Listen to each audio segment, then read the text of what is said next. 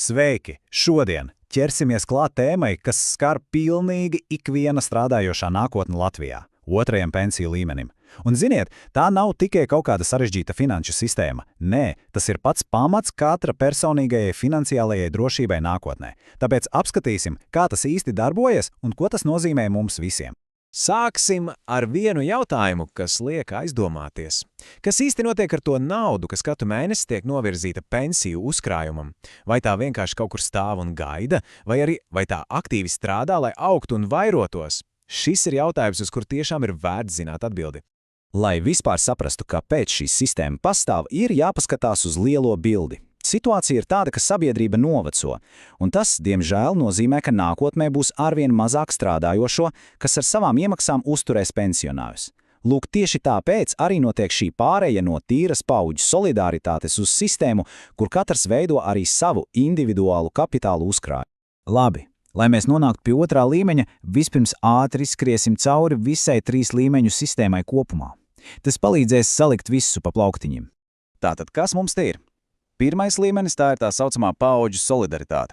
Vienkāršiem vārdiem šodienas strādājošie maksā pensijas šodienas pensionāriem. Skaidrs. Otrais līmenis, mūsu šodienas galvenā tēma, ir obligāts uzkrājums, kur daļa no algas tiek ieguldīta katra individuālajā kontā.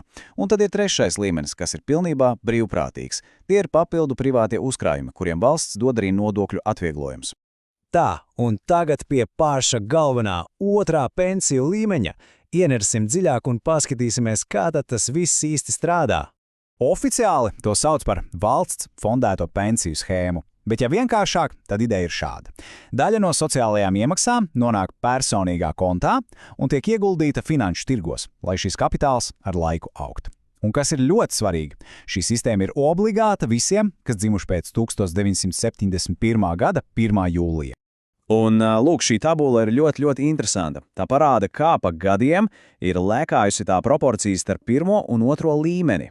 Paskatāmies, piemēram, 2008. gadā otrajam līmenim novirzīja veselus 8%, bet tad sākās globālā finanšu krīze, un šo daļu strauji nogrieza līdz 2%, lai stiprinātu pirmo līmeni.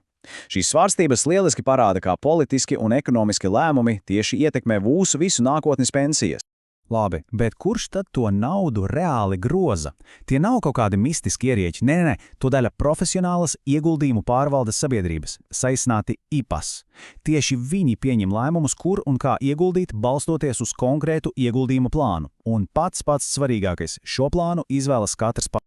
Un te nu mēs nonākam pie izvēles. Principā ir 3 galvenie garšveidi. Konservatīvie plāni. Iedomājieties drošu, bet diezgan lēnu auto. Galvenais ir saglabāt to, kas jau ir. Sabalansētie, tas ir tāds kompromiss starp drošību un ātrumu. Bet aktīvie plāni, tie jau ir kā sporta auto. Risks ir augstāks, bet, protams, arī potenciāls ilgtermiņa auguma ir vislielākais, jo tie visvairāk iegulda tieši akciju tirgu.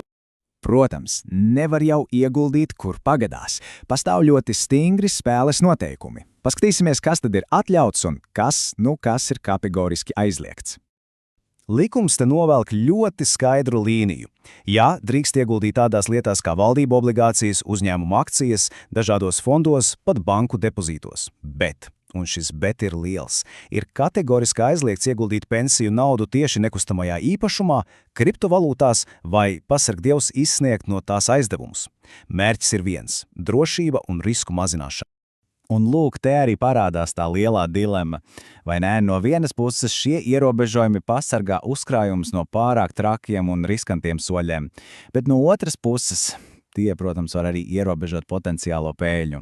Tā ir tāda mūžīgā cīņa starp drošību un ienesīgumu, kur regulators visu laiku cenšas atrast to zelta vidusceļu.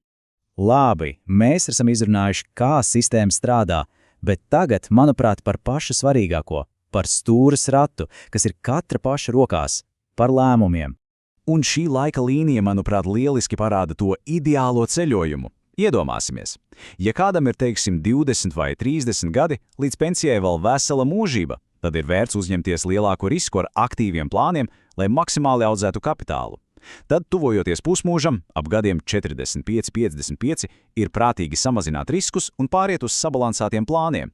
Un beigās, pēdējos gados pirms pensionēšanās, galvenais uzdevums ir saglabāt to, kas uzkrāts. Un tam vislabāk der konservatīvs plāns.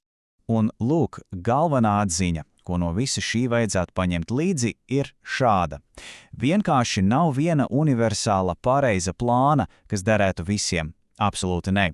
Pareizais plāns ir atkarīgs no vecuma un laika, kas atlicis līdz pensijai. Tieši tāpēc ir tik svarīgi ik pa laikam pārskatīt savu izvēli un pielāgot to savai dzīves situācijai.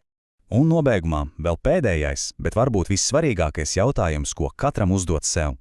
Var taču ieskatīties portālā Latvija LV un atrast savu otrā līmeņa pensijas plānu un pajautāt, vai šis plāns joprojām atbilst manam vecumam un maniem mērķiem? Jo atcerieties, pat nelielas izmaiņas, kas veiktas šodien, ilgtermiņā var radīt patiešām milzīgu atšķirību.